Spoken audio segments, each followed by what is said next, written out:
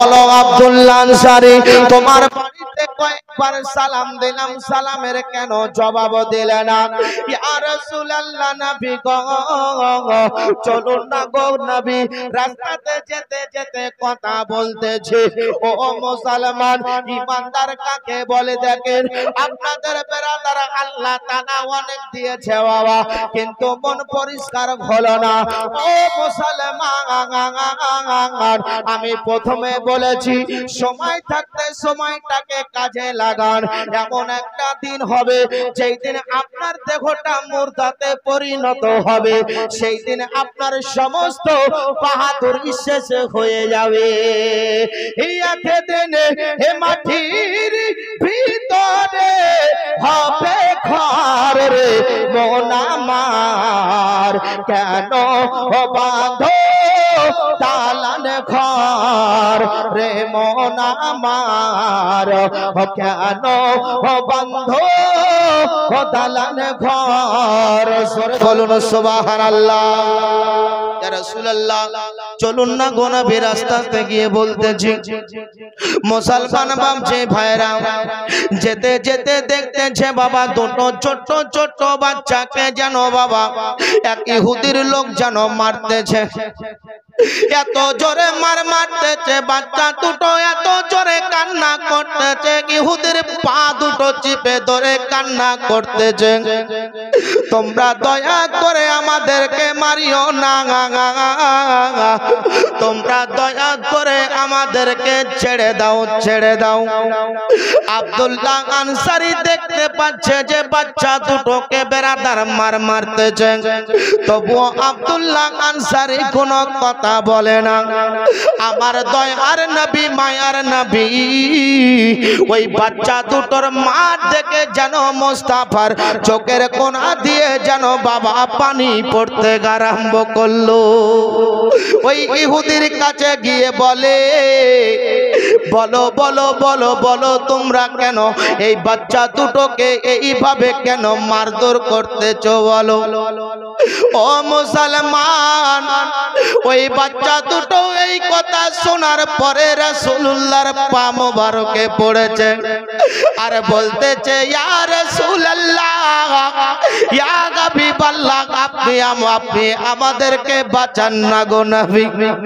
আব্দুল্লাহ আনসারী চুপ করে দাঁড়িয়ে আছে। মুসলমান বাচ্চা দুটোকে সিনার মধ্যে লাগিয়ে নিয়ে আমার মুস্তাফা যেন বাচ্চা দুটোর মাথার ধুলো গিলো মুছতে যাওয়া, বাচ্চা দুটোর শরীরে চামড়া গিলো পেটে পেটে যেন রক্ত পড়তেছে, বাচ্চা গিলো শরীর দিয়ে ঝরঝর করে রক্ত পড়তেছে। বেরাদার ইহুদিকে বলে, ইহুদি রে, বলো বলো বলো, বাচ্চা দুটোর অপরাধ কি আছে বলো, বাচ্চা দুটোকে কেন এইভাবে মেরেছো বলো।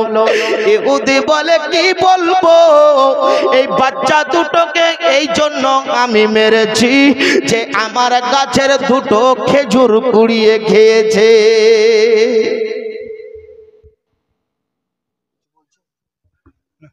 ও মুসলমান বাপজি ভাইয়েরা, বাচ্চা দুটোকে ডেকে ডেকে মুস্তাফা বলতেছে, ইহুদি বাচ্চা দুটোকে ছেড়ে দাও, কত টাকা লাগবে তোমার বলো, আমি নবী মুস্তাফা তোমাকে টাকা দিয়ে দিব। মুসলমান বাপজি ভাইয়েরা, ওই সময়তে ইহুদি বেরাদার কিছু দিরহাম বলেছিল। বাচ্চা দুটোকে বলতেছে, বলো বলো তোমাদের বাবার নাম কি বলো, তোমাদের বাড়ি কোথায় বলো। বাচ্চা দুটো কোনো কথা বলে না, বাচ্চা গুলো চুপ করে যেন বাবা বসে আছে। বারবার আমার মুস্তাফা বলতেছে, বাবারা বলো বলো তোমাদের আব্বার নাম কি বলো, বলো তোমাদের বাড়ি কোথায় বলো, বলো। কিছু বলে না, কিছু বলে না। অবশেষে বলতেছে, ইয়া রাসূলুল্লাহ, ইয়া হাবিবাল্লাহ, আপনার পিছনে যেই লোকটা দাঁড়িয়ে আছে ওটাই হলো আমাদের আব্বা। জোরে বলুন সুবহানাল্লাহ। আর একটু জোরে বলুন সুবহানাল্লাহ। মুসলমান বাপজি ভাইরা, ওই সময়তে দয়ার নবী মুস্তাফা বেরাদার আব্দুল্লাহ আনসারীকে দেখে যেন আরো অবাক হয়ে গেল।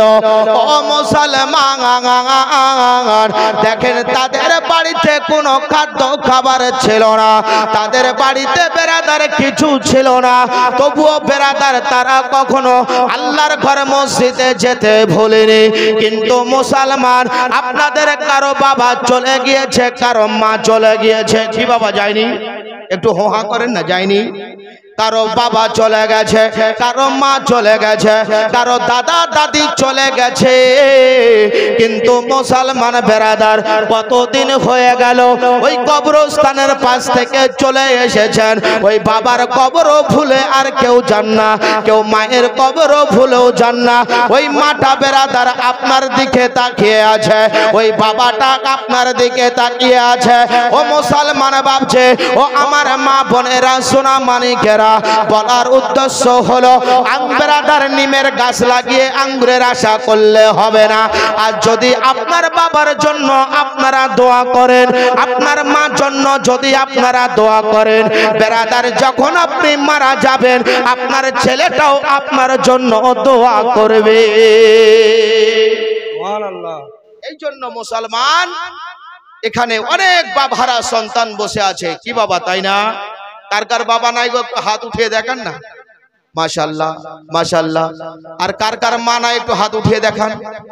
সুবহানাল্লাহ। এরকম জালসায় যখন আমি বলি তো অনেকে ভয়তে হাত উঠে না, কালেকশন দেওয়ার ভয়তে। হ্যাঁ হ্যাঁ, মৌলভী সাহেব আবার কালেকশন চাইবে নাকি? আল্লাহ আল্লাহু আকবার। আচ্ছা বলেন, এই নবী মুস্তাফার স্টেজে আল্লাহর ঘর মসজিদকে লক্ষ্য করে যদি আপনার 500 টাকা খরচ হয় ওই মৃত্যু বাবার মায়ের নামে, বেরাদার এতে দুঃখ করলে হবে গো? কি বলেন, হবে? হবে না। কত টাকা কোন দিকে চলে যাচ্ছে মুসলমান। এমন একটা দিন, এমন একটা সময় আসবে যেই সময় দুনিয়াতে থাকার বলতে কিছু থাকবে না। যদি থাকে তো এক হলো আল্লাহর ঘর মসজিদ আর নবী মুস্তাফার ঘর মাদ্রাসা। বলুন সুবহানাল্লাহ।